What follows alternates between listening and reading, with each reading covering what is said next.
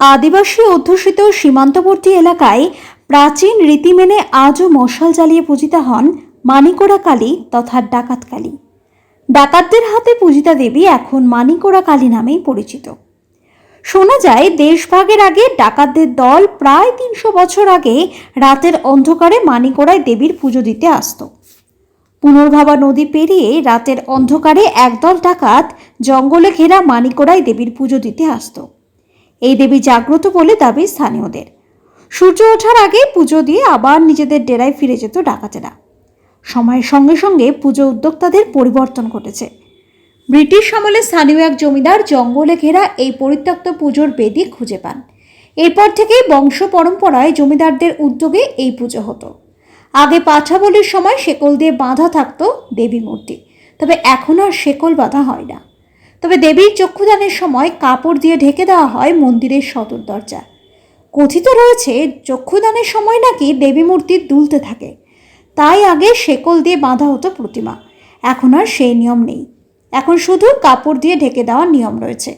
ভক্তদের কাছে জাগ্রত মালদার হবিবপুর ব্লকের মানিকোড়া ডাকাতকালী। এই পুজোকে ঘিরে 7 দিন ব্যাপী চলে মেলা, গানের আসর। মালদার হবিবপুরে মানিকোড়া গ্রামের এই কালী পুজোকে ঘিরে রয়েছে নানান গল্প। সেখানে গেলেই শোনা স্থানীয়দের মুখে এই সব গল্প পুজোর কাহিনী। এই পুজো ডাকাত দলের হাত ধরেই সূচনা। অবিভক্ত বাংলায় বর্তমানে বাংলাদেশ থেকে ঘন জঙ্গলে ডাকাতেরা পুজো শুরু করেছিলেন এখানে। কালী পুজোর রাতে ঘন জঙ্গলে মশাল জ্বালিয়ে পুজো করত রাতভর। তারপর প্রতিমা বিসর্জন করে চলে যেত ডাকাত দল। ডাকাতেরা পুজো বন্ধ করলে স্থানীয় জমিদার সেই কালী পুজো করে আসছে দীর্ঘদিন। তারপর স্থানীয় গ্রামবাসীদের কাঁধে পুজোর দায়িত্ব তুলে দেন জমিদার। বর্তমানে মানিকোড়া গ্রামের বাসিন্দারা মিলিত হয়ে এই কালী পুজো করছেন। একসময় ডাকাত কালী এখন সার্বজনীন কালী পুজো হিসেবেই পরিচিত। পৌরাণিক মতে একবার মায়ের মন্দিরের পাশ দিয়ে এক শাখা বিক্রি করতে যাচ্ছিল। সেই সময় এক অল্প বয়সী যুবতী তার কাছ থেকে শাখা নিয়ে হাতে পড়ে। তখন শাখারি তার কাছ থেকে শাখার দাম চায়। উত্তরে যুবতী বলে তার বাবা দাম মিটিয়ে দেবে, কিন্তু কোথায় তার বাবা? এদিক ওদিক মুখ ঘোরাতেই দেখে সেই যুবতী আর নেই। ঠিক সেই সময় উল্টো দিক থেকে মন্দিরের সেবায়েত কালী বাবা নামে পরিচিত আসছিলেন। তখন শাখারি তাকে বলে তার মেয়ে শাখা পড়েছে, তার দাম দিতে। শুনে সেবায়েত অবাক হয়ে গেলে বলে যে তার মেয়ে নেই, তার কোনো মেয়ে নেই, তাই শাখা পড়ার প্রশ্নই ওঠে না। তখন সেবায়েতের দৃষ্টি যায় মন্দিরের পাশে পুকুরের দিকে, দেখে জল থেকে 2টি হাত উঠে আছে। সেই 2 হাতে শাখারের পরানো শাখা দেখা যাচ্ছে। সেবায়েতের বুঝতে দেরি হয় না যে স্বয়ং দেবী মা কালী সেই শাখা পড়েছে। এদিকে মানিকোড়া ডাকাত কালী ভক্তদের কাছে খুবই জাগ্রত। প্রতি বছর এই কালী পুজোয় 2 থেকে 3 হাজার ঝাঁক বলি হয়ে থাকে।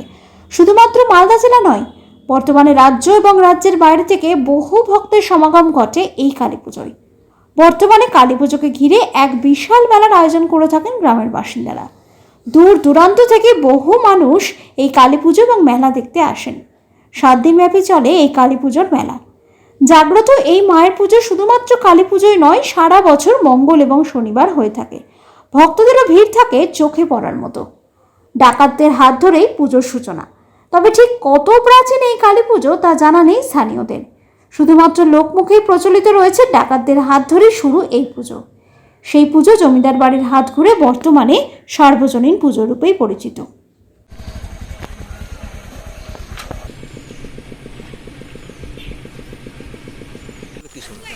পুজো আমাদের প্রায় 300 বছরের উপরে। তখন ডাকাতেরা পুজো দিত, রাতারাতি প্রতিমা তুলতো, রাতারাতি ওরা পুজো টুজো দিয়ে মশাল জ্বালিয়ে বিসর্জন করে চলে যেত। ওরা বাংলাদেশ থেকে আসতো। বাংলাদেশ বলাটা ভুল হবে, কারণ তখন পার্টিশন তো হয়নি। পূর্ব বাংলা বলতে হবে। তখন ওইটা পূর্ব বাংলাও নাম ছিল না, বাংলা ছিল নাম, মানে তখন পূর্ব বাংলাও হয়নি। তো যাই হোক, তারপরে তো ওরাই করতো। করার পরে এটা জমিদারের আন্ডারে চলে আসে, যেহেতু জমিদারি জায়গা, জমিদাররা তখন পুজো দিতে আরম্ভ করে। তারপরে জমিদারি প্রথা চলে যাওয়ার পরে তারপরে আমাদের কাছে এসছে, গ্রামবাসীর কাছে। সেটাও প্রায় 150 বছরের উপরে হয়ে গেল গ্রামবাসীদের পুজো দেওয়া। তখন এখানটায় আগে ওই মানে ওপেন জায়গাতেই পুজো করা হতো। তারপরে টিনের ঘর তৈরি করা হলো, সেটাকেও নষ্ট করে দেওয়া হলো, দিয়ে আবার পাকা ঘর করা হলো। দিয়ে এই ভাঙতে ভাঙতে এখন এই পর্যায়ে এসে পৌঁছেছে। চক্ষুদানের সময় তো আগে শিকল দিয়ে বেঁধে রাখা হতো, কেননা মা কালী আমাদের ঝুঁকতো আর কি। মা কালী ঝুঁকতো। 3 নয়নটা যখন ওই কপালে মাঝখানে যে ইয়েটা থাকে, সেটা ইয়ে করার সময় ওই চক্ষুদানের সময় ওটা কালী ঝুঁকতো আর কি। তো সেটা আমরা এখন ওই রীতিটা বন্ধ করে দিয়ে আমরা এখন মা কালীকে দেখতে দিই না চক্ষুদানটা। আমরা এখন ওই কাপড় দিয়ে সামনে ঘিরে ঘিরে মানে ইয়ে করি, মশাল জ্বালিয়ে নেই, আর ওই সাদা কাপড় দিয়ে ঢেকে দিই, আমরা কালীকে দেখতে দিই না। পুরনো দিনের ইতিহাস বলতে আমাদের তো ঢেকি চলতো না, ওই শাখা পড়াটা ছিল, যেমন এইখানে পাশে মন্দিরে হাত তুলে দেখিয়েছিল শাখা পড়ানোর জন্য, বা শাখা পড়েছিল, পরে নিয়ে গিয়ে ওখানে পয়সা চাইছিল, তখন ও হাত তুলে দেখিয়েছে যে এরকম আমি তো জলে আছি। তখন সবাই বুঝতে পেরেছে, মানে শাখারি বুঝতে পেরেছে যে এ তো মায়ের লীলা আর কি, মা নিজেই পড়েছে। মেলা আমাদের এখানে 7 দিন ধরে হয় পুজো নিয়ে।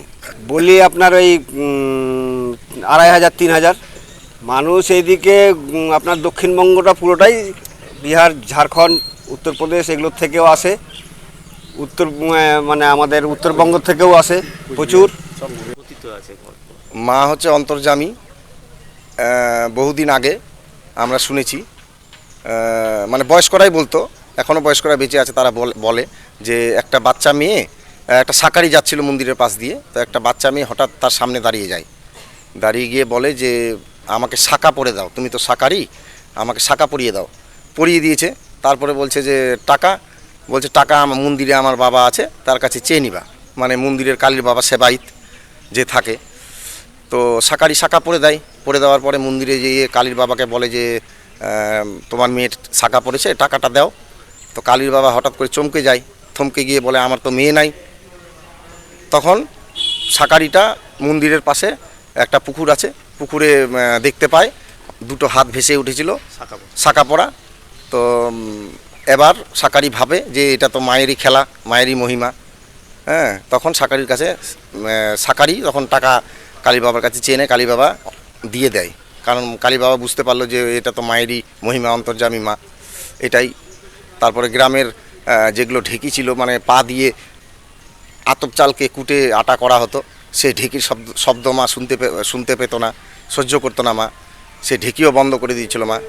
মন্দিরের পাশ দিয়ে যারা হরেন না বাজিয়ে যেত, বা সেন্ট পরে যারা সেন্ট মেখে যারা মন্দিরে উঠতো, তাদের প্রচুর ক্ষতি করেছে মা।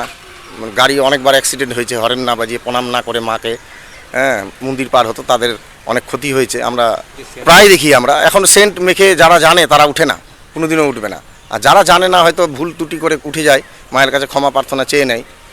আমাদের পোস্টার লাগাই থাকে নানান রকম নিয়ম কানুনের জন্য। মন্দিরে শিকল বেঁধে রাখা হতো, কারণ হচ্ছে মা চক্ষুদানের সময় সামনে এই ঝেপে উঠতো, মানে মা নড়তো, নড়াচড়া করতো।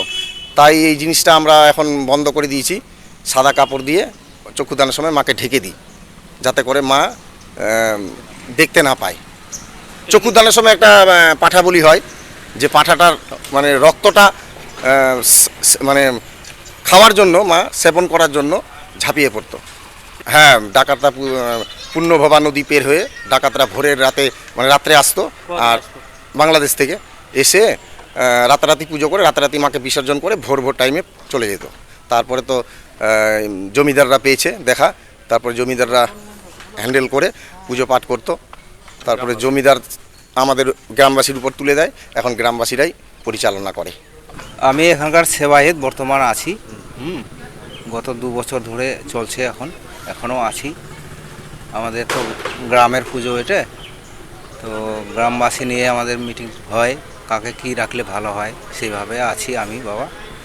তো এই যে আমি কালীর বাবা বলে পরিচিত আর কি। কালী বাবাটা হয়েছি কেমন করে, ওই যে যেমন মায়ের তো শাঁকা পড়ে মায়েরা, তো এক শাঁকারি এটা দিয়ে শাঁকা বিক্রি করতে যায়। আমাদের পাশে একটা বাহাদুরপুর গ্রাম আছে, ওই গ্রামে যেত, বাজার লাগে। ওই শাঁকা তখন একটা মেয়ের রূপে আর কি শাঁকারিকে বলেছিল যে বাবা আমি শাঁকা পরবো আর কি, তাহলে শাঁকা পরবো, তাহলে পরে দিল। পরে দেওয়ার পর পয়সা দাও, বলছে আমার বাবা দিবে। তো আর তো কিছু বললো না, বুঝতে পারলো যে এ তো মায়ে বলছে। আবার যখন শাঁকারি আসে তখন বাবার কাছে পয়সা চায়, বাবারা পয়সা দেয় শাঁকা পড়ার জন্য। হ্যাঁ, হাত তুলে বললো যে বাবা আমি শাঁকা পড়েছি, বাবা তুমি পয়সা দিয়ে দাও। তখন বাবা বুঝতে পারলো যে আমার মায়ে ছাগা পড়েছে, পয়সা দিতে হবে, তখন পয়সা দেয়। আমাদের এই মা হচ্ছে মানে জাগ্রত আর কি, যে মানে মানামান্তি করে, কামনা বাসনা করে, সে তার কামনা বাসনা পূরণ হয়, যার জন্য আমাদের ধীরে ধীরে ধীরে ধীরে মা জাগ্রত বেশি। হ্যাঁ, ডাকাতেরা পূজা করতো অনেক দিন, বহুত দিন আগে, সে 300 বছর কি 350 বছর হয়ে গেল। কোথা থেকে আসতো তারা? তারা আসতো মানে তখন তো বর্ডার ছিল না, সব একটাই ছিল তখন আমাদের। হ্যাঁ, বাংলাদেশ থেকে আসতো। তো বাংলাদেশ তো বলা যাবে না, আমাদের একটাই তখন ছিল ভারতবর্ষটা। তো পুজো ওরাই পুজো করতো, ওরাই সব কিছু করতো, করতে করতে তো এখন তারপরে জমিদার, এখানকার জমিদার ছিল, জমিদার বাবুরা পুজো করতেন। পুজো করার পরে ওরা চলে যায়, চলে যাওয়ার পরে মাকে তখন ওই আমাদের গ্রামবাসীদেরকে হাতে তুলে দেয় যে তোরা বাবা পুজো করো, আমরা তো এখানে থাকবো না, চলে যাব। আমরা গ্রামবাসীরা পুজো করি, মায়ের সেবা পূজা করি। কি নাম?